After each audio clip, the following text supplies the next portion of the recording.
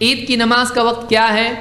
علماء نے عام طور سے کہا کہ جو چاشت کا وقت ہوتا ہے، یعنی ایسا وقت جس میں سورج اچھی طرح سے اوپر ہو جائے اور اس کی دھوپ اچھی ہو جائے، اور ریت اگر ہے، ریت والا ریگستان ہے تو ریت وہ گرم ہونا شروع ہو، یہ بہتر وقت ہے۔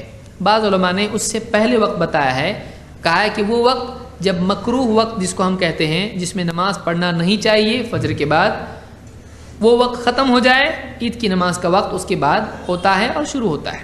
راجح قول یہی ہے کہ جو چاشت کا وقت ہوتا ہے، صلاۃ الضحیٰ جس کو کہتے ہیں، اس وقت میں نماز پڑھنا چاہیے، عید کی نماز پڑھنا چاہیے۔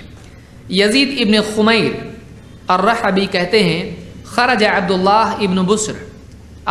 ابن بسر نکلے، صاحب رسول اللہ صلی اللہ علیہ وسلم مع الناس فی یوم عید فطر او اضحیٰ، عید الفطر کے دن یا عید الاضحیٰ کے دن لوگوں کے ساتھ وہ نکلے۔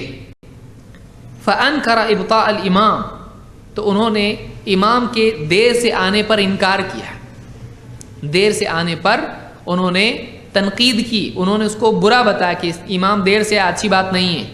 فقال انا كنا قد فرغنا ساعتنا هذه، کہا کہ اس وقت تک تو ہم نماز سے فارغ ہو جایا کرتے تھے اللہ کے نبی صلی اللہ علیہ وسلم کے زمانے میں۔ وذلك حين التسبیح، اور راوی کہتے ہیں کہ یہ جو وقت تھا جس میں انہوں نے کہا کہ اس وقت تک ہم نبی صلی اللہ علیہ وسلم کے ساتھ نماز سے فارغ ہو جاتے، یہ کون سا وقت تھا؟ تسبیح کا وقت۔